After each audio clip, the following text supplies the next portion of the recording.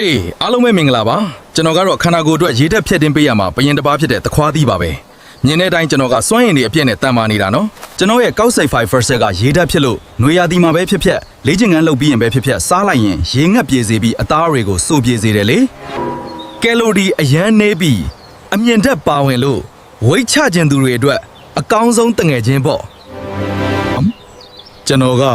ခန္ဓာကိုယ်ထဲကအညစ်အကြေးတွေကိုဖယ်ရှားပေးတဲ့နေရာမှာလဲနာမည်ကြီးတယ်ဗျ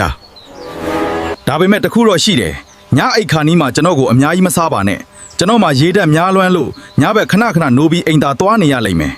တချို့လူတွေအတွက်တော့ကျွန်တော်ကအစာခြေဓာတ်နည်းနည်းခတ်တက်ပြီးလေပွားတာမျိုးဖြစ်တတ်လို့အလွန်မစားဖို့မှားပါရစေ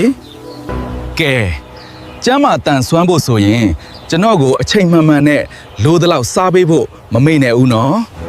ကျမ်းမာရေးနဲ့ပတ်သက်သည့်ဗဟုသုတများသိစေဖို့ channel လေးကို like share follow subscribe လုပ်ထားဖို့မမေ့နဲ့နော်